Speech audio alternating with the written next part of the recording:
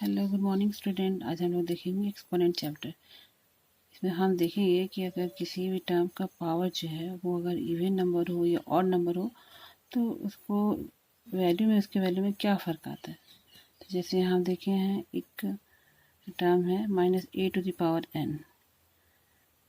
-a⁴n that means अगर n is even, अगर n even हो दैट मीन्स अगर पावर उसका इवन हो तो क्या फ़र्क आएगा। और -a⁴n when n is odd, n अगर ऑड नंबर हो तो उसका जो वैल्यू है उसको सॉल्व करने पर जो हम सिंप्लीफाई करके जो उसका आंसर निकालेंगे उसमें क्या फ़र्क आता है उस चीज़ को नोटिस करेंगे। तो जैसे देखिए इसमें एक एग्जांपल दिया हुआ -2⁴ तो हम यहाँ -2 को 4 टाइम्स मल्टीप्लाई करेंगे तो हमारा जो आंसर आया वो आया 16। और यहाँ सेकेंड है -2⁴ जब इसको हम सॉल्व किए तो हमारा आंसर आया -8। तो इससे ये एक चीज़ हमें पता चलता है कि अगर पावर जो है वो इवन हो तो अगर नंबर हमारा नेगेटिव हो तो उसका जो फाइनल आंसर आता है वो पॉजिटिव में आता है।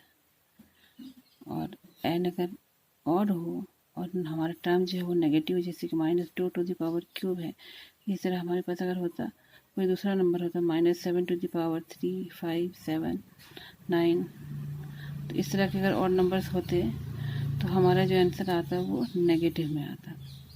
ठीक है, अब हम यहाँ एक इसके बाद एक टर्म और कंसिडर करेंगे कि -2⁴ जो है ये तो 2 भी हमारा इवन नंबर है और 4 भी हमारा इवन नंबर है।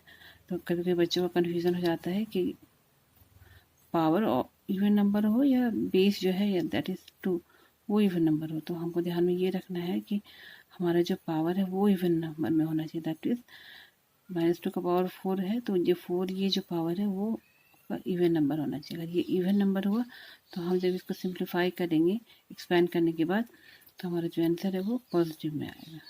ठीक है, उसी तरह से अगर हमारा नंबर जो है वो ऑड होगा मीन्स पावर अगर ऑड होगा तो उसको अगर सिंप्लीफाई करेंगे हम तो हमारा आंसर जो है वो नेगेटिव में आएगा। भले ही हमारा जो बेस है दैट मीन्स जो जिस पर हमारा पावर है जैसे -2⁴ है तो 2 तो हमारा इवन नंबर है, लेकिन इससे फ़र्क नहीं पड़ता है कि ये 2 हमारा इवन नंबर है या ऑड नंबर है।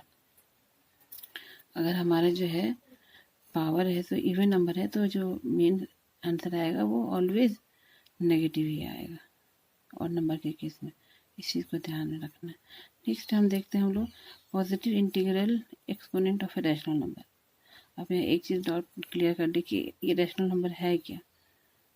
तो रैशनल नंबर कोई भी नंबर जो a/b के फॉर्म में हो where b that is denominator is never equal to 0, वो कभी भी 0 के बराबर नहीं होना चाहिए, उसको हम लोग रैशनल नंबर कहते हैं।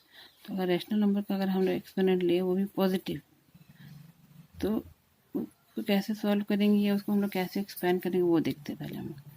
जैसे यहाँ देखिए ये लिखा हुआ है a/b whole to the power n, तो इसको हम लोग लिख सकते हैं a/b into a/b into a/b up to n times.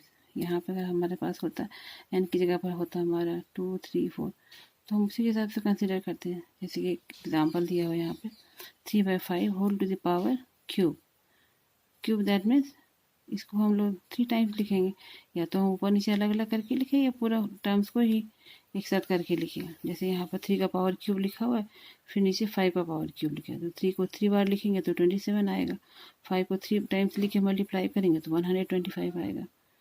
ठीक है, अब सेकेंड क्वेश्चन है -3/4 होल टू द पावर 4। अब यहाँ एक चीज़ फिर ध्यान में रखना है कि यहाँ देखिए नंबर जो हमारा है 3 ये क्या नेगेटिव में है लेकिन पावर जो हमारा क्या है 4 वो एक इवन नंबर है। तो जब इसको हम एक्सपैंड करेंगे और सॉल्व करेंगे तो हमारा आंसर जो आएगा वो हमारा पॉजिटिव नंबर आएगा 81/256। थर्ड है -2/3 होल टू द पावर 5। देखिए ये 5 क्या है एक ऑड नंबर है दैट मीन्स ऑड नंबर होने के कारण इसका जो आंसर आया वो नेगेटिव आया दैट इज -32/243। ठीक है, तो इसका मतलब क्या हो एक चीज़ तो क्लियर हो गया कि चाहे वो होल नंबर हो या रैशनल नंबर हो अगर पावर इवन हो और वो टर्म अगर नेगेटिव हो तो जो उसका आंसर आएगा वो हमेशा पॉजिटिव में आएगा। और अगर नंबर या रैशनल नंबर नेगेटिव में हो और पावर जो है वो और नंबर ऑफ टाइम्स हो। दैट मीन्स जैसे -3⁻³ है तो जो उसका आंसर आएगा 3×3 = 9, 9×3 = 27 और पावर 3 है और टर्म नेगेटिव है इसलिए -27 हो जाएगा। लेकिन यहाँ क्या है -3⁴ है तो ये नंबर जो 4 है वो इवन नंबर ऑफ टाइम्स है, इसीलिए इसका आंसर जो है वो पॉजिटिव आया। अब नेक्स्ट देखते हैं। अब हम देखेंगे negative integral exponent of a rational number. a/b का कोई एक रैशनल नंबर है और n एक पॉजिटिव इंटीजर है, उस केस में तो उस नंबर को हम लोग सिंपली जैसे सॉल्व करते हैं उसी तरह से सॉल्व करेंगे। लेकिन अगर वो नंबर जो है n जो है वो नेगेटिव हो, that means a/b whole to the power -n, उस केस में ये जो रैशनल नंबर है ये अपोजिट उल्टा हो जाएगा, जैसे that means b/a whole to the power n हो जाएगा।